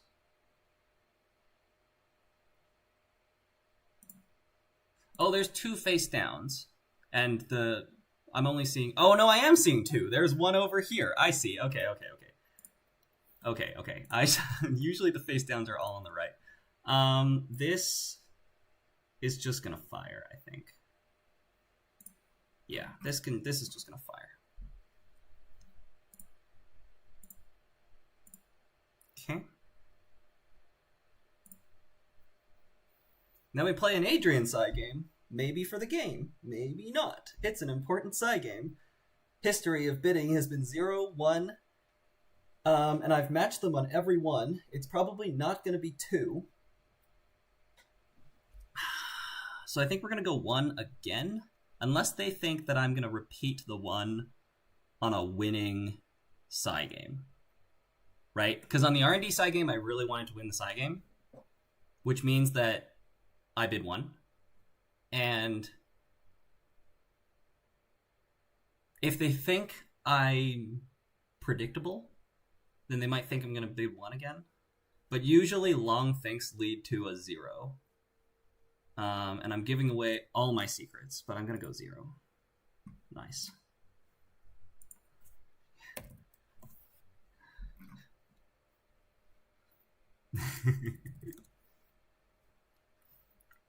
If y'all want a chat about playing side games, there's a... I think Ed talks about this a lot. I had a show match with me and Ed against Analyze Chris where we won a lot of side games. Good old days.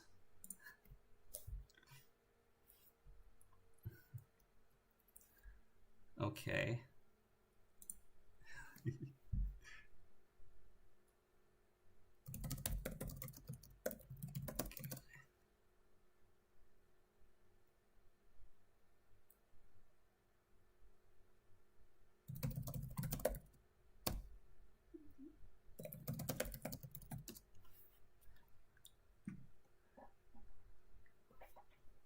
Apparently they were using the D6. If they are, then I'm just lucky, and I'm just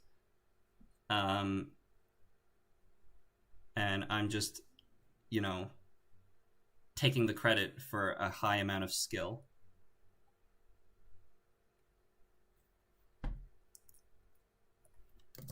I was scared of vulnerability.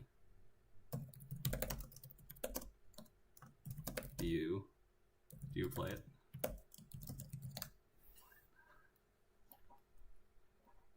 Nope. Okay. Yeah, no vulnerability. So we were fine. We were scared of demons that didn't exist in the end.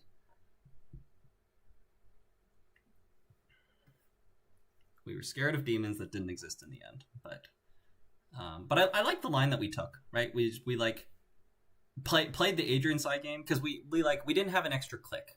We save a lot of money and gain a lot of value off the boomerang, a lot of value off the gamble. We want to play both of those. We want to run HQ. To get the leech counters before we run the remote, because that's also a ton of value. So basically you like lose you kind of like in the other world where we didn't go for any of those and we made sure that we got through the Adrian side game, we would be on 0 credits right now. Like if we run the remote, lose the Adrian side game, run the remote again, we'd be on 0 credits. And if it was anything but the game winning agenda, then they were free reign to win next turn. Because we don't have cards in hand anymore. So the Atinis are just end the runs. Oh, it's just a bunch of 2-pointers. Okay.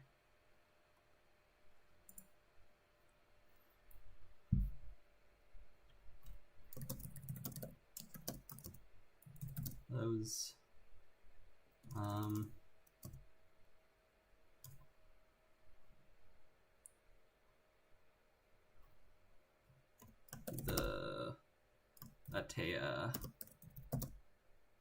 the Atea ID with the tattoo almost got me in that turn.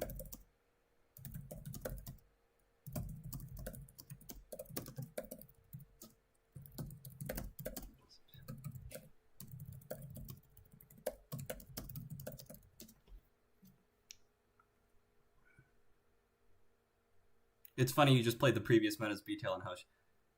I'm trying to play a different deck every week, and this week I am focusing on fundamentals.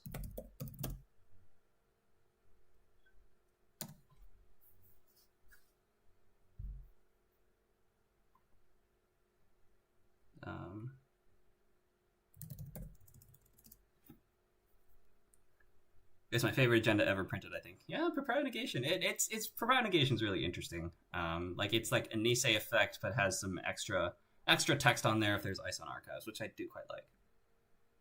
Okay.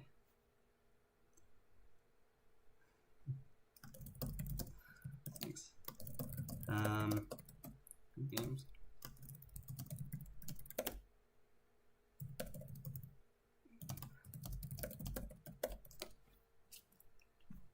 Okay.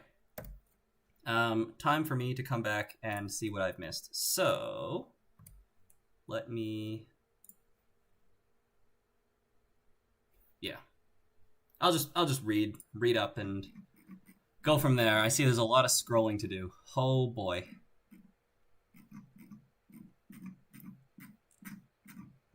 Oh no. This is... Okay. Cat says stream sniping. They're good.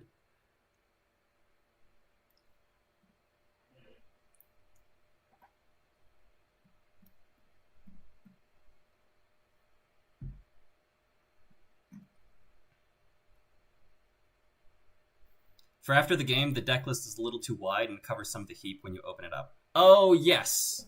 Yes. That is a thing. I think... Like, there isn't really a good workaround for that. Yeah, there really isn't a workaround for that. Because I think it's important for me to have my deck list up, just because it's useful for people to reference it. Yeah, I think I can. That's something I can think about though when I like open piles of stuff, like when I open heap or open archives, that I can like move things around to make sure stream sees it. But it's tough for me to think about that when I'm playing a game where I don't want to be distracted and you know, and not look at chat and stuff like that.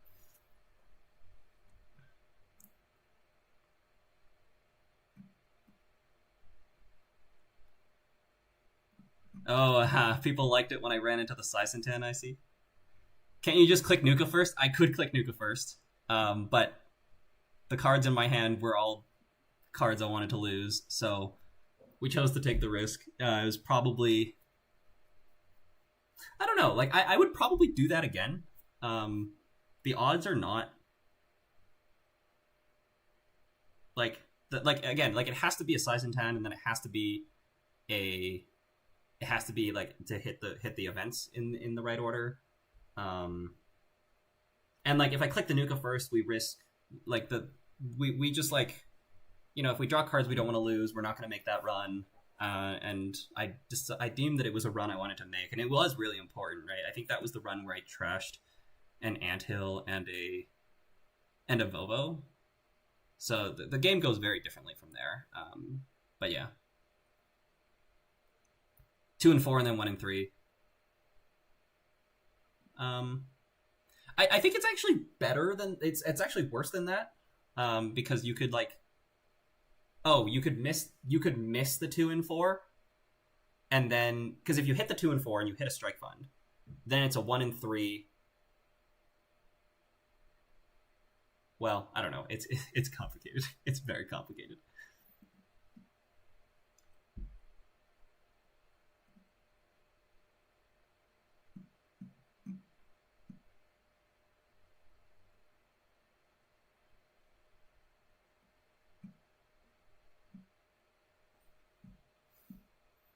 If you draw one first, you get a free strike fund trigger. Ooh, I don't...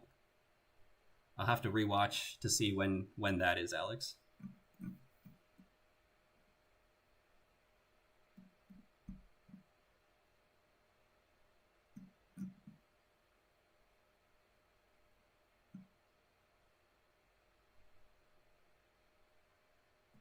Mm. Oh, there's not Stone Ship here. Oh yeah, I am showing the wrong deck list. It's the same deck list, but you have a Stone Ship instead of the Pinhole. Um, Everything else is the same. Sorry.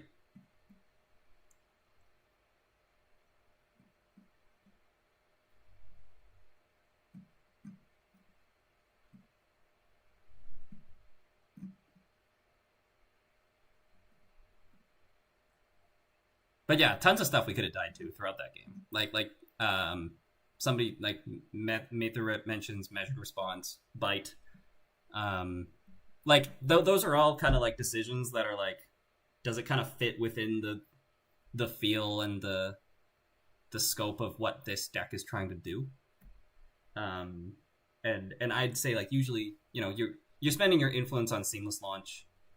Um, you're probably not playing measured, but I mean, yeah, you very much could. Agendas are a made up thing, yes. Are you out near Abbotsford now? So I'm in Edmonton. This is my bedroom in Edmonton. If you go back to like my streams from 3 years ago, this will be the setup. I'm back in Edmonton until because I'm just doing like my professional legal training, which is online. So I'm here until the 9th of June, and then I'm gonna go to San Francisco where Fa has moved. She's gonna have set up and in her job already, so I'm just gonna go there and live with her because I'll be doing online stuff, so it doesn't matter where I am. And then I'll go to Abbotsford at the end of July when my course ends. So that's July 25th, which is a Friday. So then I'll probably go that weekend, and I'll go out to Abbotsford at that time. I have bought a ticket for the Vancouver Megacity, which means I have soft committed to going, but I was originally thinking I would go from Edmonton, and now it looks like I'm going to be going from SF, and it's a lot more expensive from SF, and I'm going to have to figure out the flight details because there's a very specific window of time during which I'm not in an online class that I have to be present. So I guess I'm just saying it's going to be expensive, but I'll hopefully be able to figure it out. But I guess like there is a world where I'm not able to go, and I'll just like the ticket will just be a donation. But like I will try very hard to make the flights work. But I haven't totally figured out the flights yet. But like I might have to do something like fly in on Wednesday and then like do 2 days of classes in Vancouver and then leave on like Monday or Tuesday. Just because like flights on that weekend are really expensive. And there's like a morning flight from Vancouver to San Francisco, which is like 7 to 9:30 a.m. But my class starts at 9:30 a.m. And like if I'm not there, like my absence gets noted, and like that is just not good.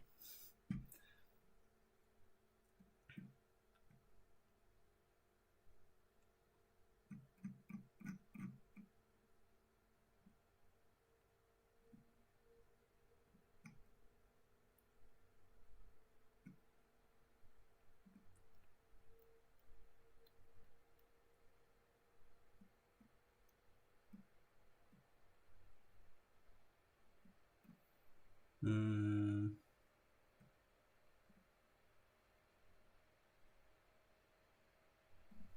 government takeover deck. Yeah, forcing the fly swatter res. Like the problem is the fly swatter only gets resed if we have leech counters, and like every time we had leech counters, we're like actively wanting to use them on HQ and R&D. So I don't think there was like that was something on my mind, but not something feasible, I think. Oh, I could fly into Seattle and carpool with people. Very true. I should message Abraham about that. That's a good shout. That's very, very true. Because I could fly on like I'm sure there's a Spirit flight from San Francisco to Seattle that's like $10, and then I can like join a car if they're driving early Saturday morning. I will look into that.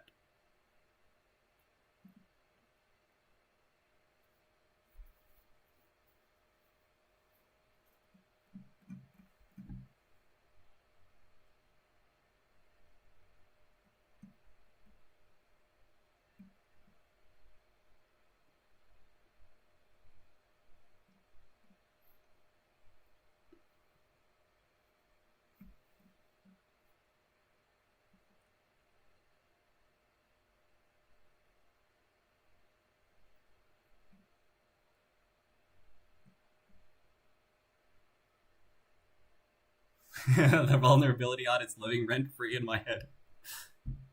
It was like I think I found the right balance. Like I think there was a way we force our way into the remote and go dead broke and set ourselves up for a loss if we don't win the game on the remote. And I think I found the right balance where we end the turn with a strong amount of money in a strong board state, and we like we hit the remote and we deal with the Adrian, and we either win the side game when we see the card, or we lose the side game when we trash the Adrian. And I think that was the right balance.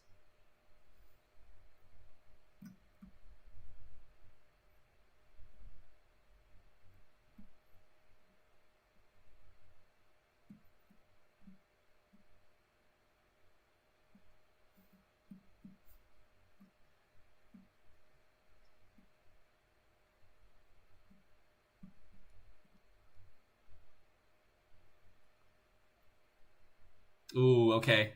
See, okay. Mental note that usually long things lead to a zero. Got him. But see, but now Patrick knows. So we're gonna play a side game against Patrick sometime, and maybe we'll have to do something different.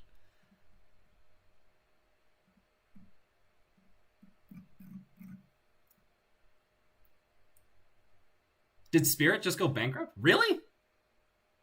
Okay, I don't want to look into that on stream, but I will look into that. But I finally caught up on chat, so I'm gonna close out the last couple comments, and then I'm gonna close out the stream because I have work to do. I would love to play more, but well, I don't know. Should I play more?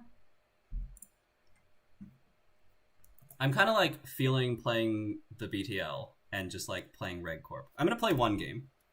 Okay, I'm gonna play one game just so that I can like finish some chatting, and yeah. Okay, we're gonna play one game.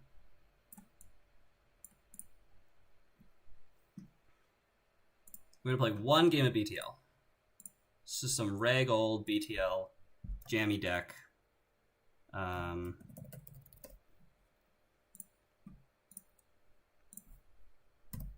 And I'm gonna unfull screen so that I can look at chat easier. Okay. All right. We're gonna jam a game while I catch up. Oh, has my background been black this whole time? Okay. I don't know what's going on, but I've always used this hand is so unfortunate because we really want to keep this. Gosh, do we keep this? I'm gonna play this. YOLO, right? YOLO. Just because Maskarovkas give you money back. We're gonna go here, here, and here. Yeah, like I always use the root background, and I think all the backgrounds are working except the root. And if I don't use the root, it all looks really weird. So I want to use the root. I'm happy to res this. They can boomerang it. That sucks. But like they can always boomerang something, right? This thing also sucks. Oh, they're gonna run HQ and de-res it? That also sucks. But oh well. This card is like the res cost of each piece of ice is increased by 1 is like OP in this situation because I can't res the Maskarovka. Ugh, and we're probably gonna lose an agenda too.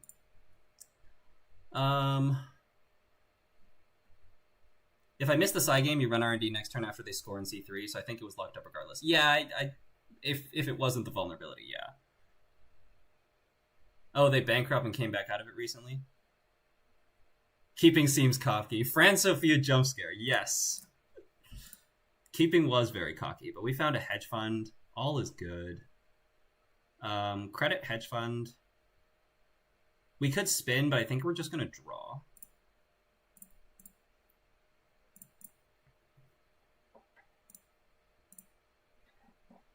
It's not like you could just spin too. I don't know how to explain it, but I think I'd rather just draw so that if we get like actually flooded later, we can use the spin to shuffle agendas. Whereas if we throw the spin out there now, they might come after it.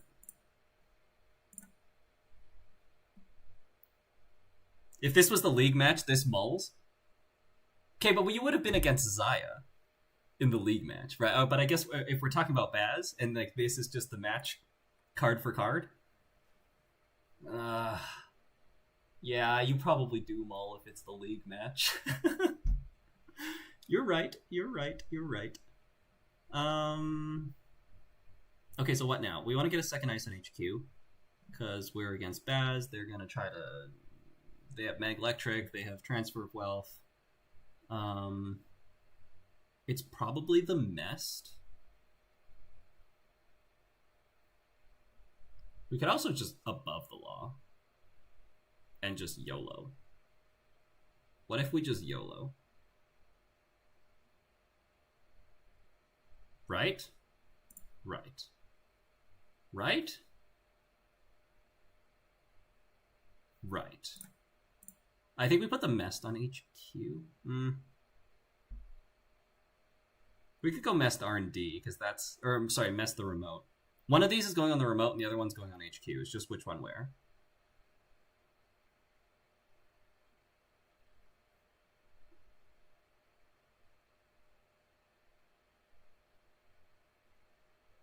I think we're going to go Mest HQ. The Mest is a better ice. And we have 2 Winchesters in this deck, so you generally want to, like, not put your better ice on HQ, because when you find your Winchesters, those are going to want to go on HQ. Wow. Should have put the tree line. God damn. Alright. Mask is fine. They can... Oh, they can't... guess they can boomerang this. Okay. But we're not rezzing the Mest for them to just bounce, so it's okay. Okay, get this Fran Sophia out here. Get that out of here. Don't want that. Could install the spin and not res. Yeah. Yeah, above the law, Fran Sophia and Ironic might be the play, exactly. We can just score now. Sure. Okay, so there's the Winchester we were talking about. We don't want them to get leech counters. So we would love to ice R&D. This is not it, though. And they're playing Baz, right? So they're probably just going to like be running around like crazy. If we put an agenda in the remote, they're probably going to alarm clock. So we're expecting to pay some amount of money here. But this seems okay, right? So we like install agenda, advance tree line, advance Mest, click for credits, get some advancement counters out there. They're going to alarm clock, and then they're going to bypass the Mest. But that's okay. And this is whenever, so they could like install something and then like still boomerang the remote if they have the money afterwards.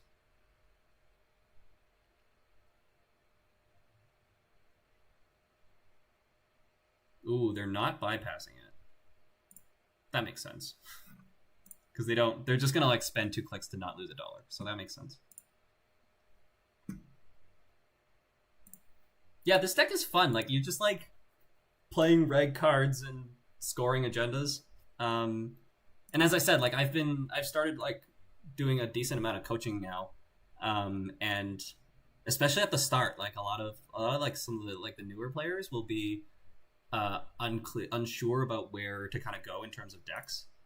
And just like having and you don't want to give them like a Yuko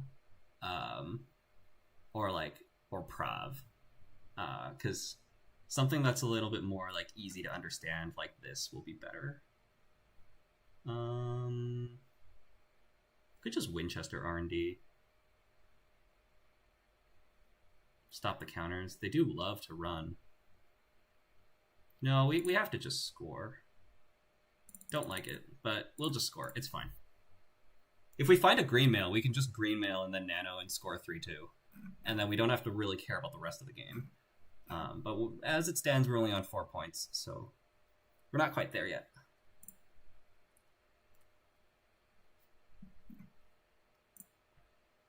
Wayland and PD are the only factions that feel like they can build a remote right now. Yeah. Yeah. I think you can try to do it in Jinteki. Like PT is a very strong tempo build a board type of deck. It's just like playing with low hand size is just awkward sometimes. And a lot of Jinteki's ice are very like net damage based. So like playing like a reg PT or a reg Jinteki is just not gonna feel like as simple as something like PD or BTL, like Wayland. You can do this. It doesn't have to be BTL. Like Zwicky is a thing. I wouldn't suggest Nuvum. Like for like a brand new player learning the game, I probably wouldn't tell them to go play Nuvum. Do we just install this agenda?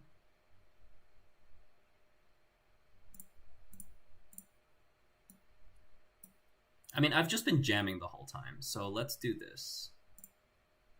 I'm going to put the Winchester because I don't want to res the Białak, and I think they are just going to poke if they, like, on R&D, so this seems fine. Oh, they're just getting a counter. That's cute.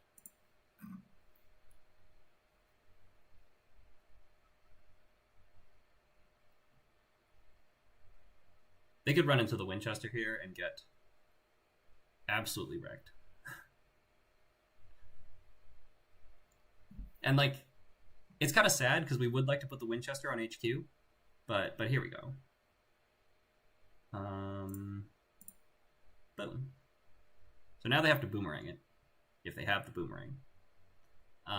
It's also creating a window for them to run the remote, which is why the Spin Doctor is here and not the agenda.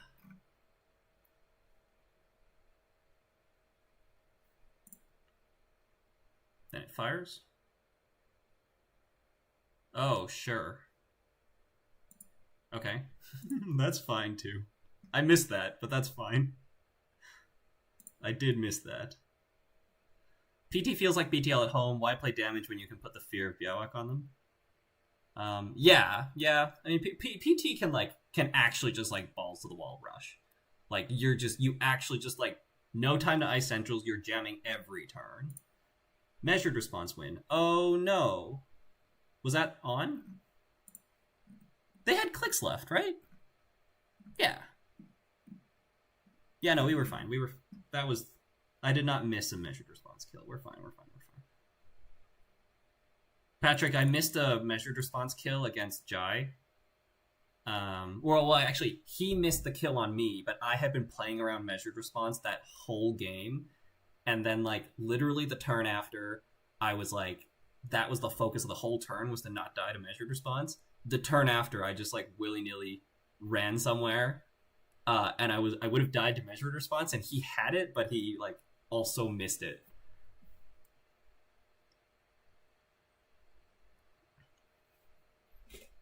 Measured it during their turn. No win missed. Okay.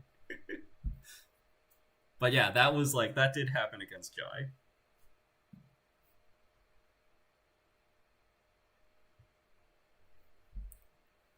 I've also like not found the Takanas in any of the games that I've played so far on stream, which is sad. Because like, I guess like I've been scoring a bunch of agendas in both of these games, and finding a Takana, especially like scoring a green mail with a Takana, pretty good. Matryoshka. Okay, what are we doing here? Guess we're spinning.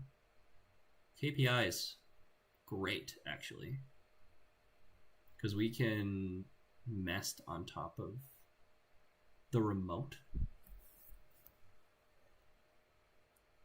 We can also just mest HQ. No, HQ I think is fine. Like, they have a bunch of HQ pressure cards, so we might want to just, like, be extra cautious and ice HQ.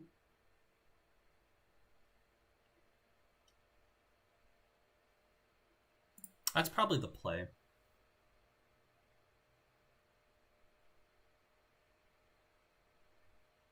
Yeah, it's probably the play. We'll just play We'll just ice HQ.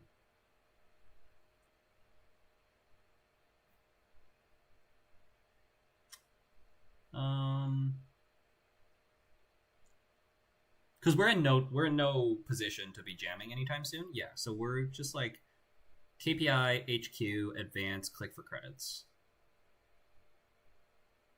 Sucks, but okay. Gain 2, install ice. And it could be double messed. I think it is.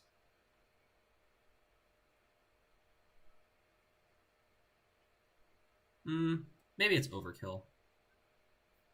No kill like overkill. No, it's gonna be the tree line. Because we might want the messed on R&D. And we'll advance, and we'll just take $1, and we'll pitch one of these. Now we're gonna have to spin back some money. I think we can just leave the spin, and we'll just get back, like, Anthill and Hedge Fund.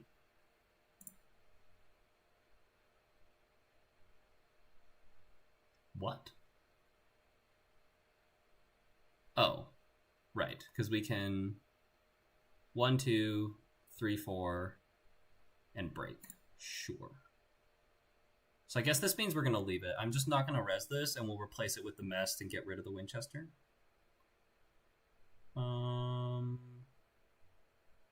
Yeah, I don't mind that.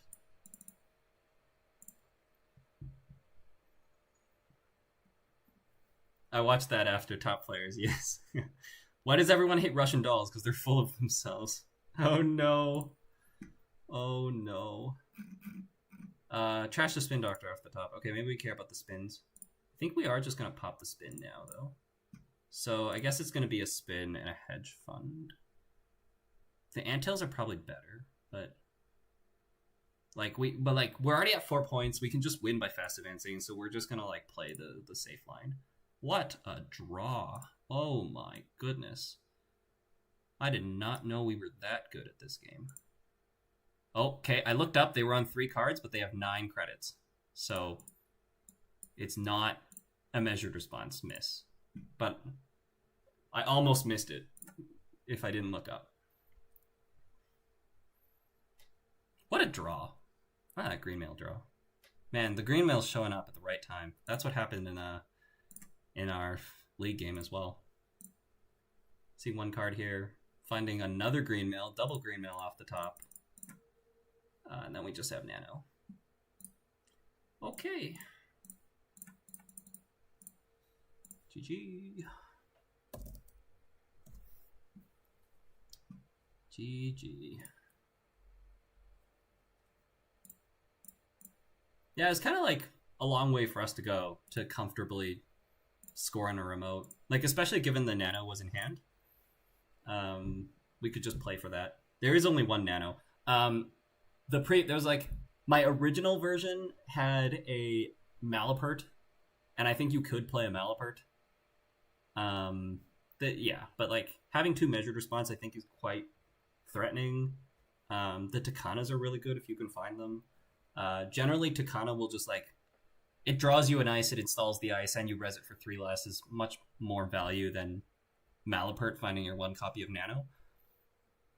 But you can very easily put in Malapert in here. Yeah, cool. Okay, I'm happy with this. This is a good place to kind of direct some people if they want to find some like very basic vanilla decks to just practice fundamentals with. Florida Trash is so big. Love Malapert. Yeah, it's a great one of.